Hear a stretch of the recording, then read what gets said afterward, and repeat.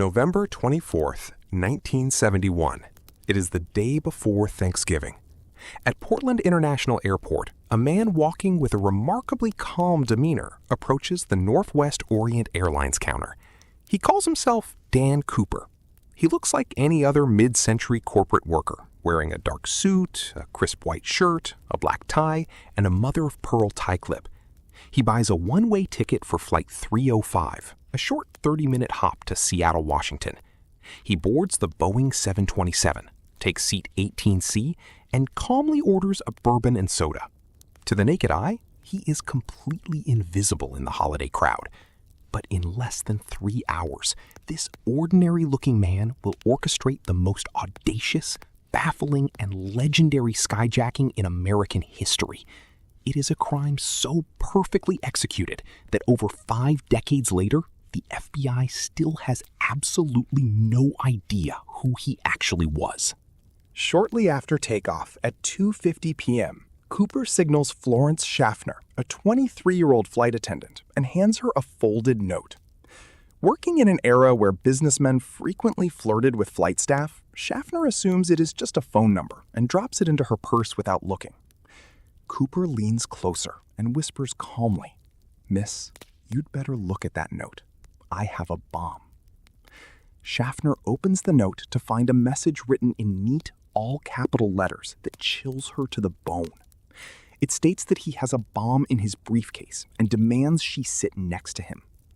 To prove he isn't bluffing, Cooper opens his briefcase just enough for her to see a terrifying glimpse of red cylinders, a large battery, and a tangle of wires. His demands are incredibly specific. He wants $200,000 in negotiable American currency, specifically in $20 bills. He wants 4 parachutes, consisting of 2 main and 2 reserve.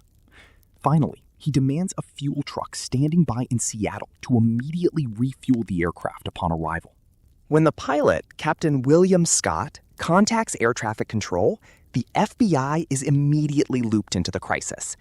Northwest Orient's president authorizes the payout, deciding to cooperate completely to ensure the safety of the 36 passengers on board. While the plane circles Seattle for 2 hours to give authorities time to gather the cash and parachutes, Cooper remains shockingly polite.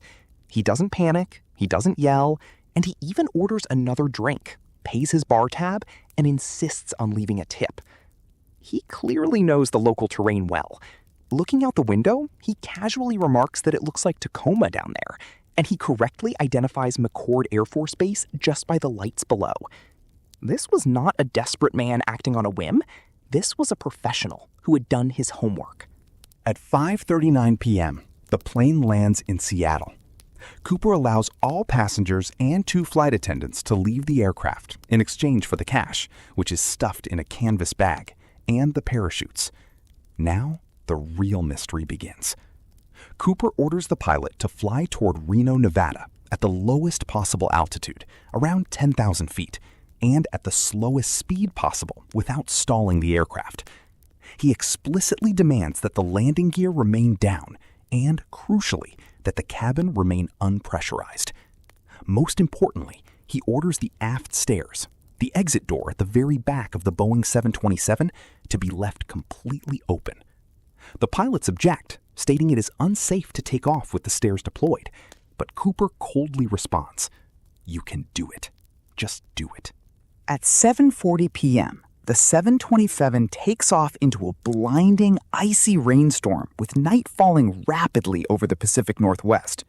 2 F-106 fighter jets follow the airliner, flying in a grid pattern to stay hidden from Cooper's view.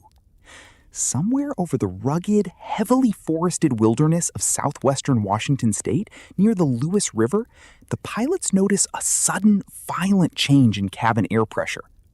At 8:13 p.m., the tail section of the aircraft suddenly deflects upward, requiring the pilot to forcefully correct the trim of the plane.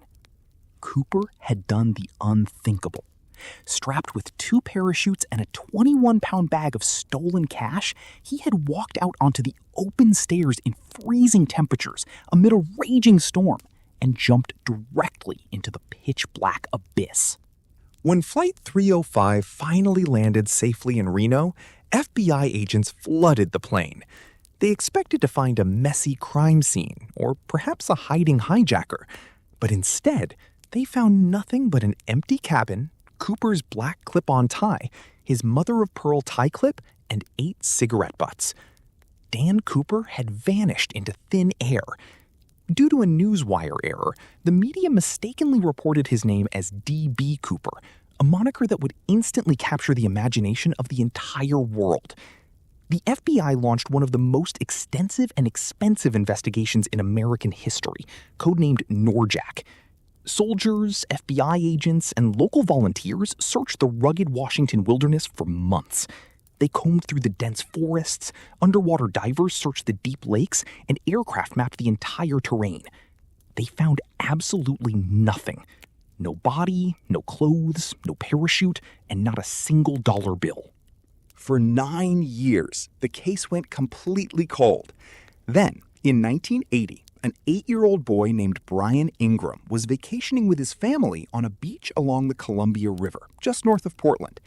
As he scooped into the wet sand to build a campfire, he uncovered 3 rotting bundles of cash. It was $5,800 in $20 bills, and the serial numbers matched the D.B. Cooper ransom money perfectly. This discovery raised far more questions than answers. The money was found miles away from the suspected jump zone. How did it get there? Did Cooper lose it during his terrifying descent? Did he bury it? Or did his body wash down the river, leaving only a fraction of the fortune behind? Over the decades, thousands of suspects were investigated. Some swore it was Richard McCoy, a copycat hijacker who pulled off a similar stunt months later. Others believed it was Sheridan Peterson, a skilled veteran paratrooper. In recent years, advanced DNA analysis on Cooper's tie revealed rare microscopic particles of pure titanium, suggesting he might have been a chemical engineer or a manager at a Boeing contractor plant. Yet none of the suspects ever perfectly matched the fingerprints or the timeline. In 2016, after 45 years of chasing ghosts, the FBI officially suspended the active investigation. They had reviewed over 1,000 suspects, built a file stretching dozens of feet high, and yet the true identity of D.B. Cooper remained a complete blank slate. Did he survive the jump?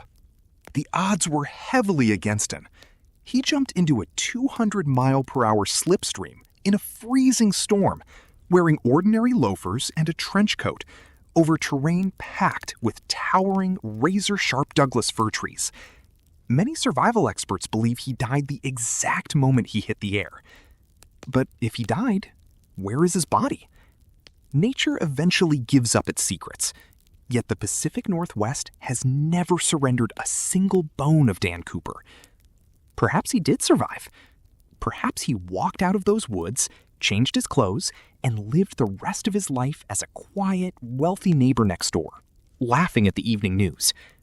He became an anti-hero folklore legend, the brilliant man who beat the system, took the cash, and stepped out into the night, leaving behind the greatest unsolved mystery in aviation